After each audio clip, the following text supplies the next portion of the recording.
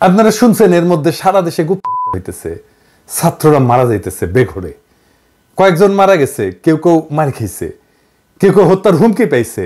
ফেসবুকে লাইভে প্রকাশ্যে আওয়ামী লীগের অমি রহমান পিয়াল হত্যার নির্দেশ দিচ্ছে। শোনেন, আমাদের এই জয় বাংলা, আমি মনে করি এই জয় বাংলার এক্সটেনশন হতে হবে ওই রকম দালালদের হত্যা করা।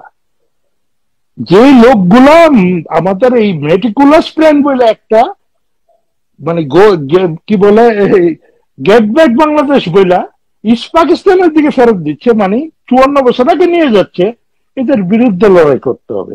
এবং দ্যাট ইজ একেবারে খুঁজে খুঁজে প্রতিটা গ্রামে প্রতিটা মহল্লায় এই দালালদের হত্যা করা হলো গিয়া মিশন হওয়া উচিত। দ্যাট উইল মেক এ মুক্তিযোদ্ধা। সারা বাংলাদেশে ছাত্রদের উপর যে গুপ্ত হত্যা, বিশেষ করে যে জুলাই আগস্টের আন্দোলনে যারা অংশগ্রহণ করেছে তাদের উপর যে গুপ্ত হত্যা, সেখানে কিন্তু কয়েকজন বিশ্ববিদ্যালয়ের ছাত্র নিহত হয়েছেন এবং একজন ঢাকা বিশ্ববিদ্যালয়ের ছাত্র তিনি নিখোঁজ রয়েছেন।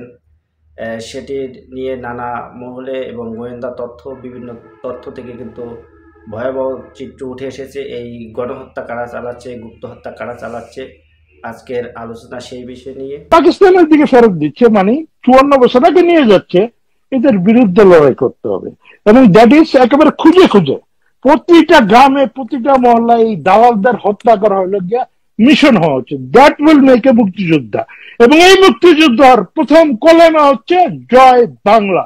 That is the campaign we are doing. Swiss আইনে, ইউরোপিয়ান আইনে এটা অপরাধ, চরম অপরাধ। আমরা জানতে চাই বাংলাদেশের পররাষ্ট্র মন্ত্রণালয় কি করছে এটা নিয়ে। আমরা প্রকাশ্য বিবৃতি চাই। আমরা চাই পররাষ্ট্র দপ্তর সুইস অ্যাম্বাসাডারকে ডাইকা ভিডিও দেখাক সাবটাইটেল দিয়া, জানতে চাক তোমরা কি করছো। সুইজারল্যান্ডের বাংলাদেশি ডায়াসপোরা আপনাদের ট্যাক্সের পয়সায় তারা ভাতা দেওয়া হয়, সে আরেকটা দেশে সেই সুইজারল্যান্ড থেকে হত্যার হুমকি দিবে। ছাত্ররা মিছিল করতেছে, নিরাপত্তা চাইতেছে, কিন্তু ছাত্ররা কেন অমি রহমান পিয়ালের এই প্রকাশ্য হত্যার নির্দেশের বিরুদ্ধে পররাষ্ট্র মন্ত্রণালয় কি করছে তার জবাব চায় নাই। যাই হোক, আসেন আমরা দেখি হামলাগুলো কারা করতেছে। আমি মনে করি না যে অমি রহমান পিয়ালের হুমকিতে বাংলাদেশে কেউ কিছু করবে। ওই ক্ষমতা ওই হ্যাডম অমি পিয়ালের নাই। রাজনীতিতে এইসব ভাব নিতে হয়, সে নিছে। এই ভাব ওর পশ্চাতে হামদায় দিতে হবে, সেটা পররাষ্ট্র মন্ত্রণালয় করুক, না করলে আমরা দেখব। তবে যা রটতেছে তার মধ্যে কিছু ঘটনা আছে যা নিজেদের মধ্যে মারামারি, ছিনতাই, আবার কিছু সত্যি সত্যি গুপ্ত হত্যা। এর মধ্যে আমি সাদমান বলে একটা ছেলে, এই যে লড়াইয়ের ফ্রন্টলাইনার, তার একটা স্ট্যাটাস দেখলাম যে তার উপরে হামলা হয়েছে আর সে মৃত্যু ভয় করতেছে।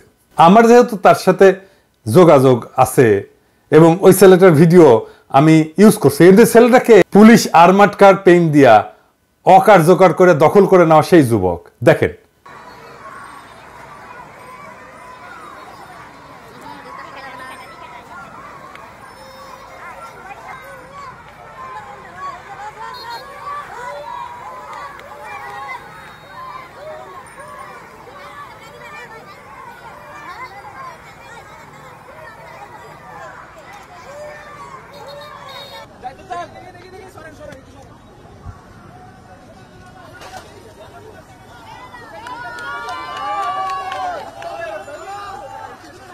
তারে পিটানোর একটা ভিডিও দেখলাম। এই বীর বিপ্লবের 4 মাসের মাথায় মাইর খাইতেছে, এটা দেখাও যন্ত্রণা। যাই হোক, ওর সাথে কথা কইলাম, সে বলল বিস্তারিত, সেটা আপনারা ভিডিওতেই দেখেন, শুনেন। আসসালামু আলাইকুম, আমি সৈয়দ সাদমান সাকিব, আমি ইউল্যাবের একজন স্টুডেন্ট। গত 1 ডিসেম্বরের যে একটা ঘটনা ঘটে, আমার উপরে কিছু বড় ভাইরা, আসলে আমার ইউনিভার্সিটির সিনিয়র বড় ভাই তারা, তো তাদের সাথে বাকবিতণ্ডা এবং একটু ভুল বোঝাবুঝির কারণে আমাদের মধ্যে একটু রেষারেষি হয় এবং মারামারির পর্যায়ে চলে যায় বিষয়টা। তো সেই জায়গা থেকে আসলে অনেক ঘটনা অনেক দিকে চলে যায়, অনেকে অনেকভাবে জিনিসটাকে মিস ইন্টারপ্রেট করা শুরু করে। কয় তারিখ? 20 তারিখ। আজকে 20 তারিখ আমরা সবাই একত্রিত হয়েছি বিষয়টার সমঝোতার দিকে কিভাবে আগানো যায়, কিভাবে জিনিসটা মিউচুয়াল করা যায়, সেজন্য আমরা আজকে একত্রিত হয়েছি। এখানে কিছু বিষয় আসলে আসছে, সেটা হচ্ছে 1-2 দিন আগে আমি একটা পোস্ট দিয়েছিলাম। তো এই পোস্টের কারণে হয়তো বা অনেকে ভাবতেছে যে তারা ছাত্রলীগ, যেটা আসলে কতটুকু সত্য কি মিথ্যা সেটা কেউই বিচার করতেছে না। আসলে এমন কিছুই না, আমরা সবাই ইউল্যাবের সাধারণ ছাত্র এবং আমরা প্রত্যেকেই আন্দোলনে সক্রিয়ভাবে অংশগ্রহণ করেছিলাম।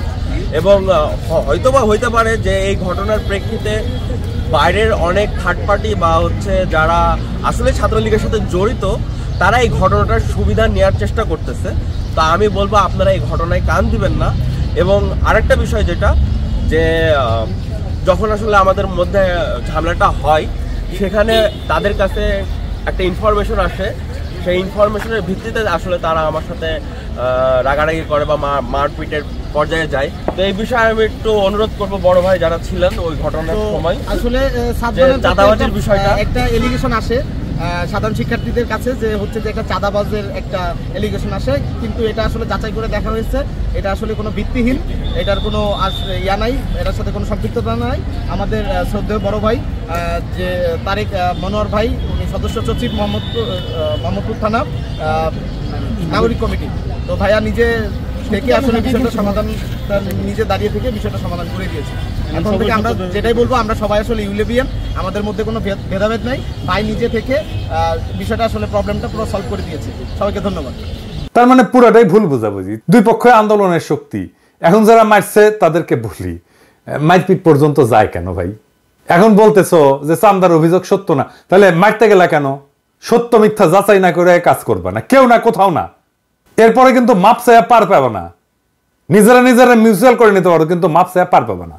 আমি ধরবো আরেকটা টার্গেট কিলিং এর খবর অ্যানালাইসিস করলাম একজন সমন্বয়ের অনুসন্ধান থেকেই দেখি। নর্থ সাউথ বিশ্ববিদ্যালয়ের শিক্ষার্থী বইলা খবর উঠছিল এবং দেখা গেছে সে দেখছে যে নর্থ সাউথ বিশ্ববিদ্যালয়ের কেউ না, হয়তো ব্র্যাক বিশ্ববিদ্যালয়ের প্রাক্তন শিক্ষার্থী হইতে পারে, তবে এখনকার ছাত্র না।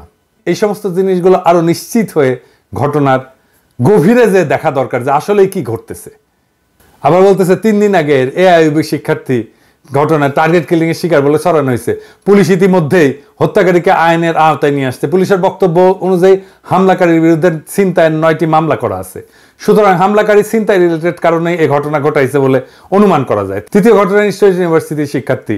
এখানে ছড়ানো হয়েছে যে ভারত বিরোধী পোস্টের জন্য হয়তো তাকে টার্গেট কিলিং করা হয়েছে তার ফেসবুক পোস্ট দেখা, কিন্তু এটা নিতান্তই ছিনতাইয়ের ঘটনা এবং ছিনতাইকারী হত্যাকারী ধরাও পড়ছে। তো ছাত্রলীগের হামলা কিন্তু আছে। কিছুক্ষণ আগে খবর পেলাম আশুলিয়া ছাত্রদল নেতাকে কুপায় হত্যার চেষ্টা করা হয়েছে।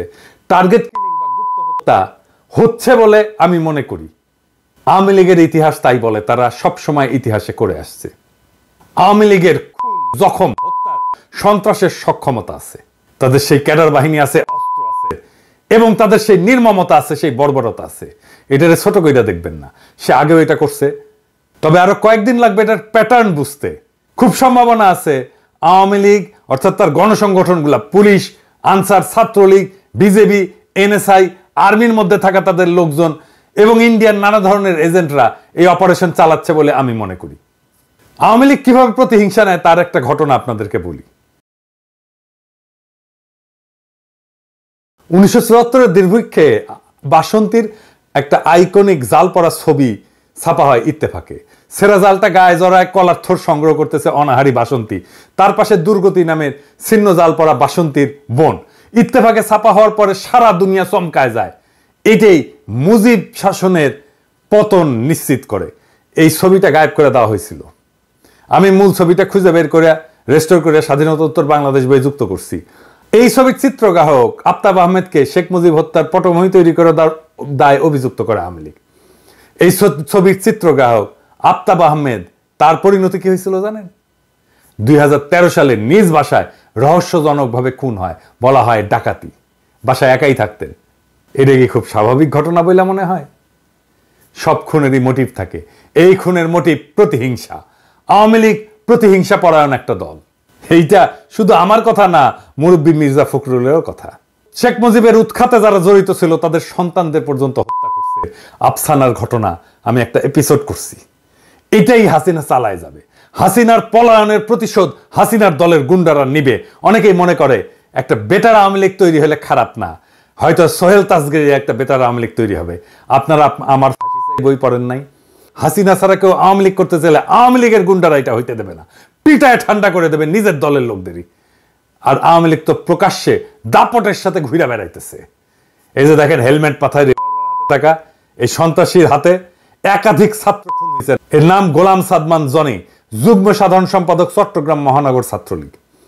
আশ্চর্যের খবর হইল বুদ্ধিজীবী দিবসে রায়ের বাজার বদ্ধভূমিতে শ্রদ্ধা জানাইতে গেছিল এই পোলা। এরা ফিরে আসছে কাদের শক্তিতে? আমি একটা জরিপ করছিলাম, প্রায় 5 লাখ লোক ভোট দিছে, 77% লোক বলছে বিএনপির আশ্রয় প্রশ্রয়ে ফিরছে এরা। তাহলে এখন কি করণীয়? এইভাবেই মাইর খেয়ে যাবে আমাদের ছেলেরা? ছাত্রদের এবং জুলাই আগস্ট বিপ্লবের সকল বিপ্লবী শক্তিকে রক্ষা করতে হবে, এটা আমাদের একমাত্র প্রধান কর্তব্য এখন। যদিও কিছু বিজ্ঞজন এটারে বিপ্লব বলতেই নারাজ, তাদের যায় বলেন না এই রক্তপাত কিভাবে বন্ধ হবে।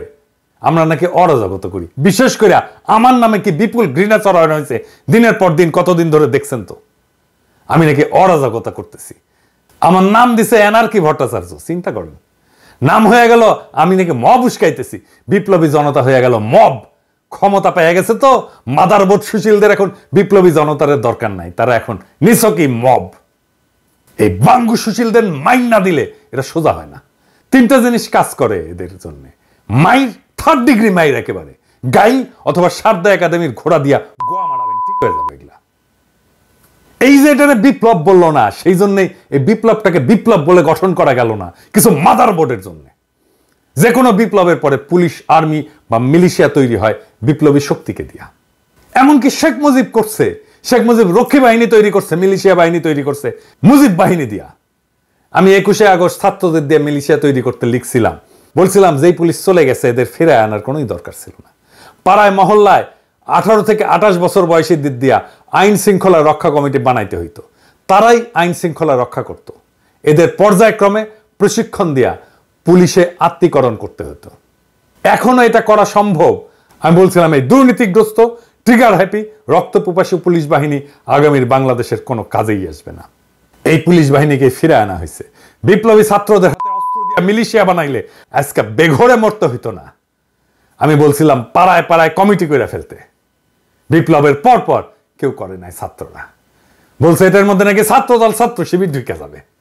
আমি বলছিলাম উপজেলা, জেলা, বিভাগ, তারপরে জাতীয় সমাবেশ করতে, করে নাই। বলছিলাম বিজয়কে সেলিব্রেট করতে, করে নাই। সারা দুনিয়ায় কোনো বিজয় সেলিব্রেশন হয় না প্যারিস ছাড়া, শুধুমাত্র প্যারিসে হয়েছে 5ই আগস্ট। এই যে এইটা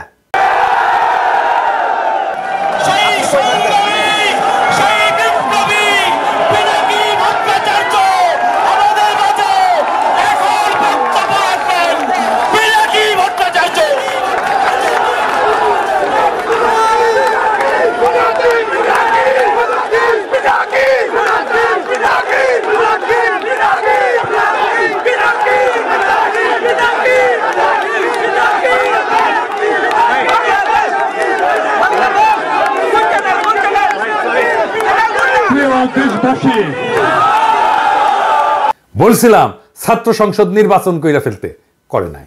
বলছিলাম স্থানীয় সরকার নির্বাচন করে ফেলতে, করে নাই। পুরা বিপ্লবী শক্তি অসংগঠিত হয়েছে দিনে দিনে ক্রমাগত, আর আওয়ামী লীগ সংগঠিত হয়েছে।